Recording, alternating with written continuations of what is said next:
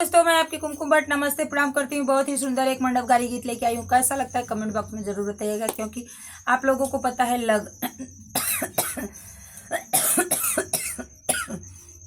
बहुत जोर शोर से चल रहा है। आप लोग कैसे हैं? आने वाली है 5 तारीख से लगन चालू हो गई, 5 नवंबर से। तो आप लोगों को पता पहले से ही मैं गाड़ी गीत दे रही हूँ, क्योंकि मेरे गांव में मेरे मोहल्ले में 5 को शादी है। जिसको जिसको शादी में आना होगा सभी लोग आ जाइएगा। है मोहल्ले में इनवाइट मैं कर किसकी है हमें पता ही नहीं। सब चीज तुम ही जानोगी तो बड़े क्या करेंगे। चलो अभी गाने गाओ, गाड़ी गाओ। ऐसन प्यारे जेठे के गारी कैसे देई जी, ऐसन प्यारे जेठे के गारी कैसे देई जी। चुनरी तलाया जेठा बड़ा अच्छा किया जी, चुनरी तलाया जेठा बड़ा अच्छा किया जी। एक तो खराब किया बुआ बेची लाया जी, एक तो खराब किया बुआ बेची लाया जी। ऐसा न समाधि के घरी कैसे दे जी, ऐसा न समाधि के घरी कैसे दे जी। बिंदिया किया जी, अरे टिकावा तलाया समधी बड़ा अच्छा किया जी। एक तो खराब किया माई बेची लाया जी, एक तो खराब किया माई बेची लाया जी। पैसा न रहा तो इसे चलियाल होता, का जरूरत रहा।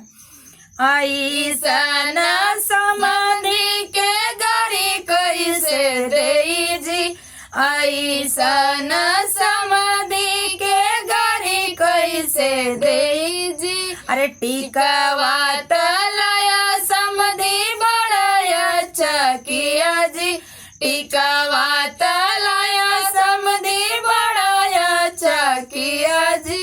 एक तो खराब किया माई बेची लाया जी, एक तो खराब किया माई बेची लाया जी।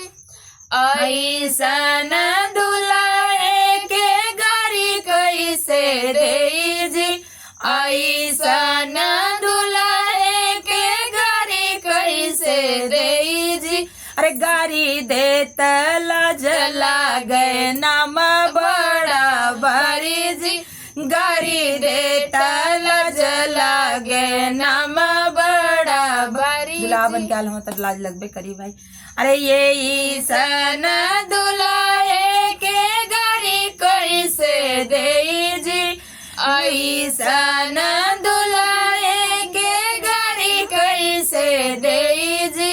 गारी दे तला जला गए नाम बड़ा भारी जी, गारी दे तला जला गए नाम बड़ा भारी जी।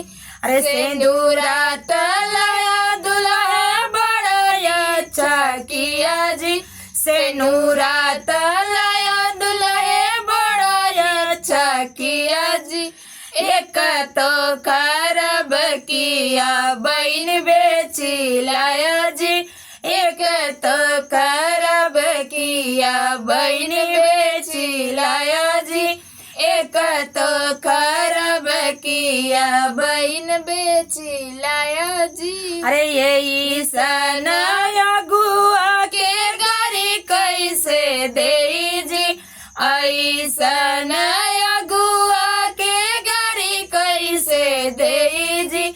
गारी दे तला जला गए नाम बड़ा भारी जी, गारी दे तला जला गए नाम बड़ा भारी जी।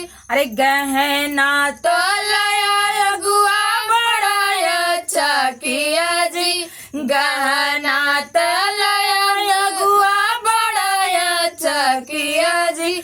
एक तो खराब किया मौसी बेची लाया जी, एक तो खराब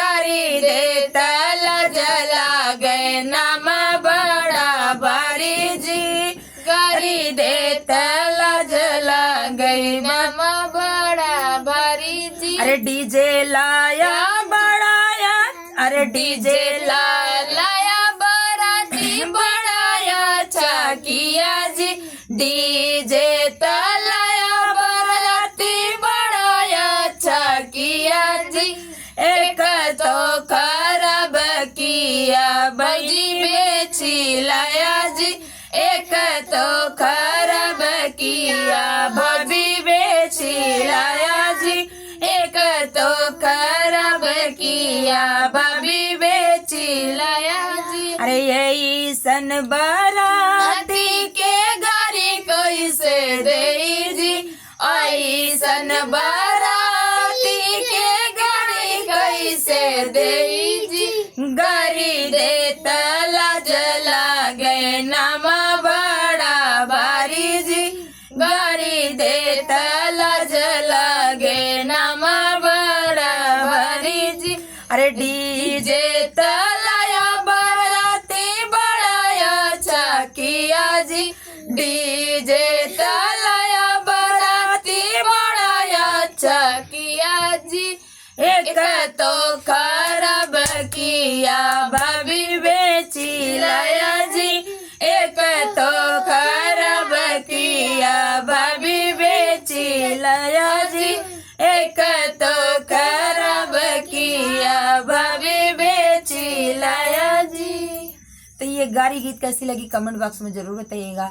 फिर मिलती हूँ नेक्स्ट वीडियो में, तब तक के लिए राधे राधे, जय श्री कृष्ण, हर हर महादेव।